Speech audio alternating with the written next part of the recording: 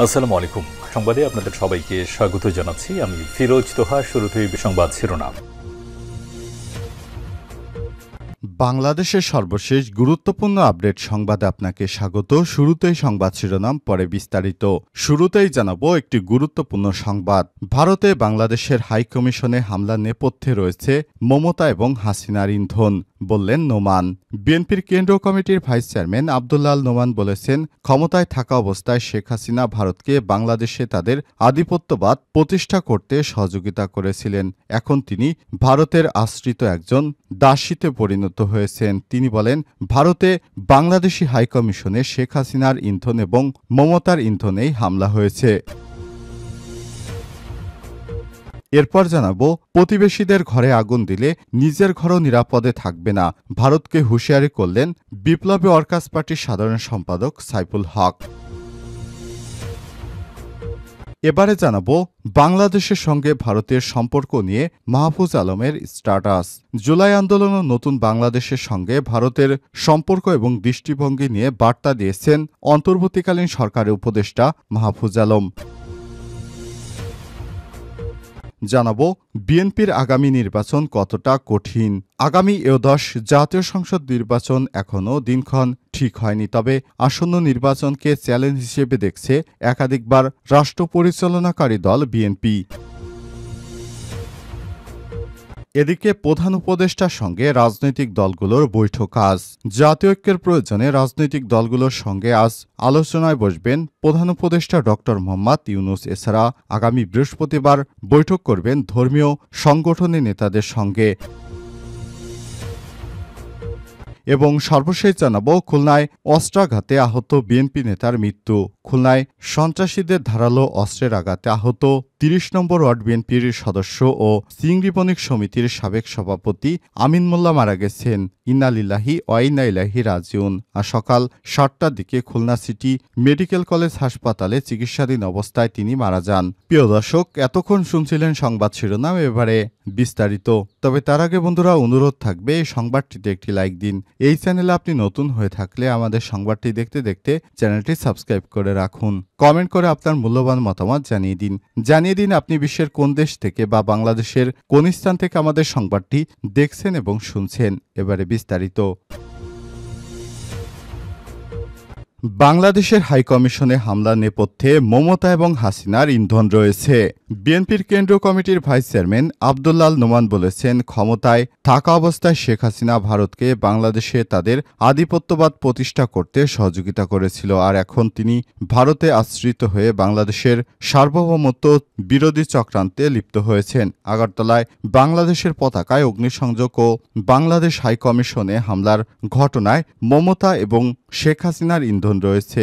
দেশবিরোধী এবং দেশের স্বাধীনতা এবং সার্বভৌমত্ব বিরোধী ষড়যন্ত্র চলছে। মঙ্গলবার বিকাল ৩টায় নগরীর ভিআইপি টাওয়ারে জাতীয়তাবাদী শ্রমিক দল চট্টগ্রাম বিভাগীয় কমিটির প্রতিনিধি সভায় প্রধান অতিথির বক্তব্যে তিনি এসব কথা বলেন। চট্টগ্রাম বিভাগীয় শ্রমিক দলের ভারপ্রাপ্ত সভাপতি মোহাম্মদ ইদ্রিস মিয়ার সভাপতিত্বে সভায় প্রধান বক্তা ছিলেন কেন্দ্র শ্রমিক দলের যুগ্ম সাধারণ সম্পাদক ও বিভাগীয় শ্রমিক দলের সাধারণ সম্পাদক শেখ নুরুল্লাহ বাহার। সাবেক মন্ত্রী আব্দুল্লাহ আল নোমান আরও বলেন, আগস্টের বিপ্লবে দেশ ছেড়ে পালানোর পতিত স্বৈরাচার শেখ হাসিনা ভারতের আশ্রয় নিয়ে বাংলাদেশ বিরোধী ষড়যন্ত্র শুরু করেছে। মমতা ব্যানার্জির বাংলাদেশের সম্পর্কে দেয়া মিথ্যা বক্তব্যে শেখ হাসিনা দেশবিরোধী চক্রান্তের যোগসূত্র রয়েছে। তিনি এই ষড়যন্ত্র চক্রান্ত সম্পর্কে শ্রমিক দল বিএনপি নেতাকর্মীদের সজাগ থাকার আহ্বান জানান।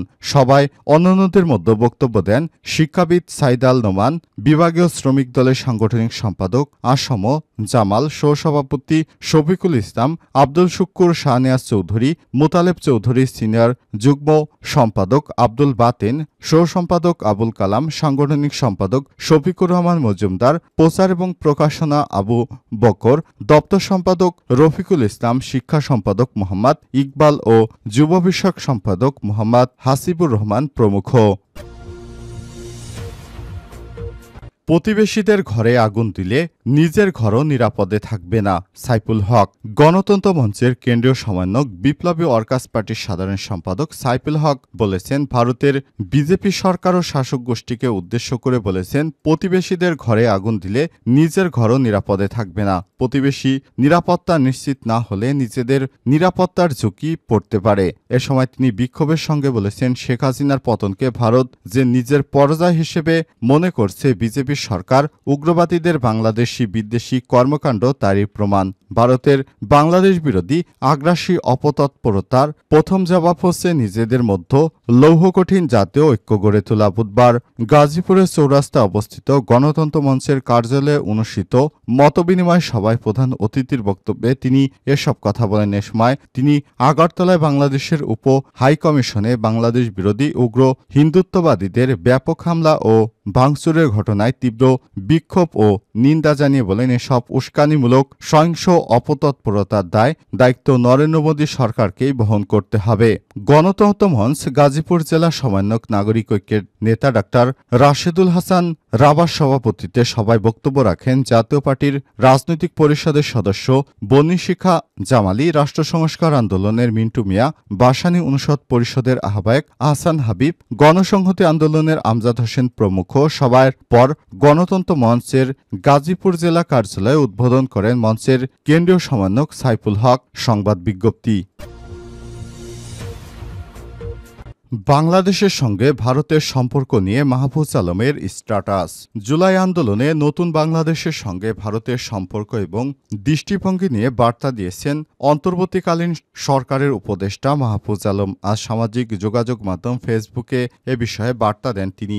মাহফুজ আলম বলেছেন, জুলাই আন্দোলন ও ছাত্র জনতার গণতান্ত্রিক সংগ্রামকে ভারতের স্বীকৃতি দেওয়া উচিত। নতুন সম্পর্ক শুরু করার আগে প্রথম বিষয় এটি, জুলাই আন্দোলনকে পাশ কাটিয়ে নতুন বাংলাদেশের ভিত্তি দুই দেশের সম্পর্কের জন্য ক্ষতিকর হবে। তিনি বলেন, বাংলাদেশের এই অংশে ইন্দোফিলস বা ভারতীয় সহযোগিতারা ভাবছে যে সবকিছু স্বাভাবিক যাবে। জুলাই আন্দোলনের অস্বীকৃতি ও ফ্যাসিবাদের নৃশংসতার জন্য তাদের কোনো মূল্য দিতে হবে না, এটি একটা ভুল ধারণা মানুষ সব দেখছে।